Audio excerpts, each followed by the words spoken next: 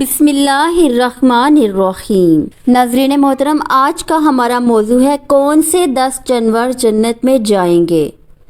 یوں تو جنت اللہ پاک نے انسانوں کے لیے بنائی ہے، بالخصوص مسلمانوں کے لیے بنائی ہے، لیکن بعض روایات میں کچھ ایسے جانور بھی گزرے ہیں جو کہ اللہ کے مقرب بندوں کی نسبت سے جنت میں جائیں گے۔ وہ 10 جانور کون سے ہیں جو کہ جنت میں جائیں گے؟ نمبر 1، کسوا، حضور صلی اللہ علیہ وآلہ وسلم کی اونٹنی۔ نبی کریم صلی اللہ علیہ وآلہ وسلم نے اسی اونٹنی کے اوپر سوار ہو کر مدینہ کی طرف ہجرت فرمائی تھی۔ نبی کریم صلی اللہ علیہ وآلہ وسلم کو اس سے بہت محبت تھی۔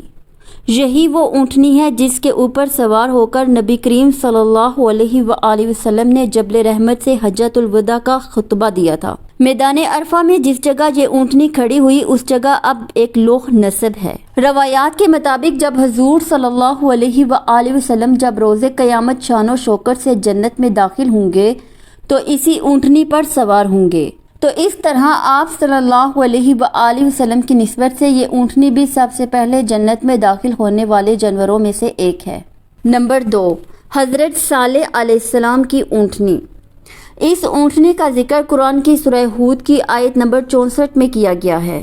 وہ اونٹنی بھی معجزہ اور نشانی کے طور پر مقرر کی گئی تھی۔ حضرت صالح علیہ السلام کی قوم نے ان سے کہا تھا کہ اگر وہ اللہ کے نبی ہیں تو سامنے پہاڑ سے ایک اونٹنی نکال کر دکھائیں جو کہ باہر آ کر بچہ بھی پیدا کرے۔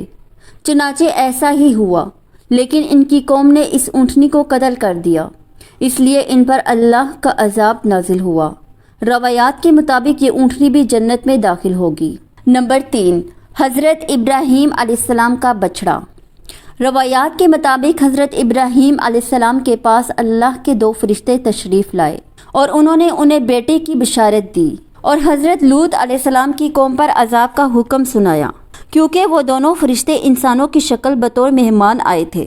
اس لیے ان کی تواضع کے لیے حضرت ابراہیم علیہ السلام نے بچڑا ذبح کیا کہ ان کو کھانا پیش کیا جائے۔ تو اس بچڑے کے بارے میں بھی کہا جاتا ہے کہ وہ جنت میں جائے گا۔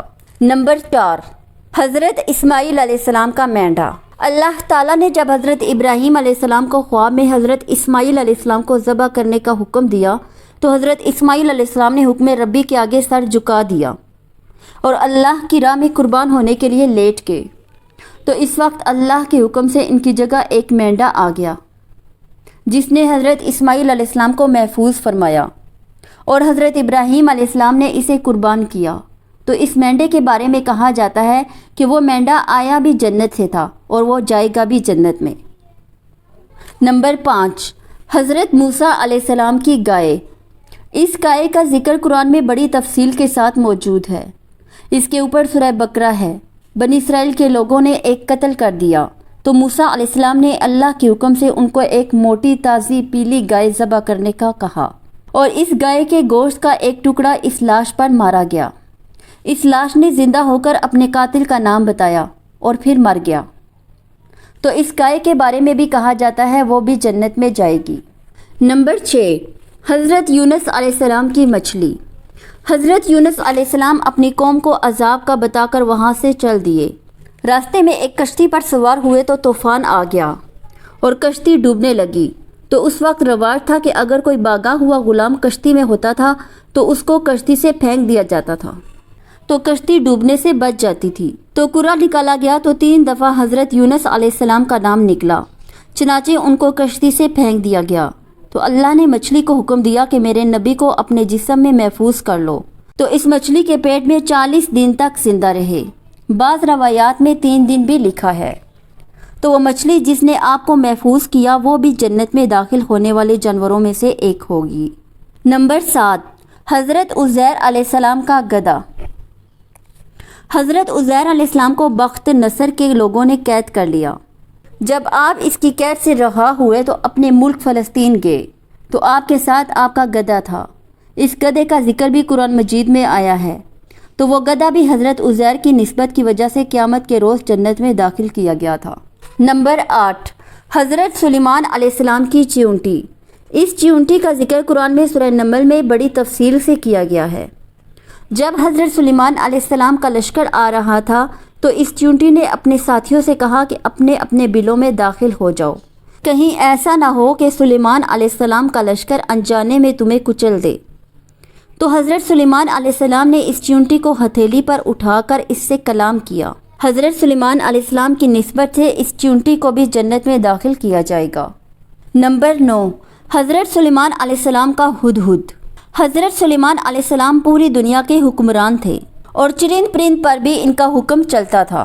حضرت سلیمان علیہ السلام نے پیغام رسانی اور پانی تلاش کرنے کے لیے ایک پرندہ ہدہد مقرر کر رکھا تھا جو آپ کے ساتھ چلتا تھا اور آپ علیہ السلام کے لیے پانی تلاش کرتا تھا۔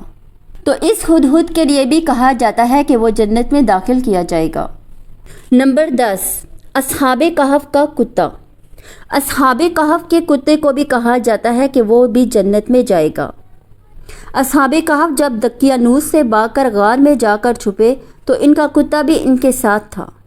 انہوں نے بہت چاہا کہ وہ کتا واپس چلا جائے کیونکہ ان کو ڈر تھا کہ وہ کتا بھونکے گا تو وہ پکڑے جائیں گے، لیکن وہ واپس نہ گیا اور ان کے ساتھ ہی غار کے دہانے پر بیٹھا رہا، اور جس غار میں وہ سو گئے وہ وہیں بیٹھے بیٹھے فوت ہو گیا۔ تو کہا یہ جاتا ہے کہ یہ کتا بھی اپنی وفاداری کی وجہ سے جنت میں داخل ہوگا۔ ایک اہم نوٹ، ان تمام جانوروں کے بارے میں یہ معلومات مختلف روایات کو جوڑ کر جمع کی گئی ہیں۔ اس کا ذکر کسی مستند احادیث میں نہیں ملتا۔ یہ 10 جانوروں کا ذکر قرآن مجید میں بھی کیا گیا ہے۔ اس کے علاوہ روایات میں بھی اس کا ذکر کیا گیا ہے، چنانچہ یہ معلوماتی مضمون تیار کیا گیا۔ ناظرین محترم، اگر آپ کو ہماری یہ ویڈیو اچھی لگی تو ہماری ویڈیو کو لائک اور شیئر کریں۔ جزاک اللہ خیر۔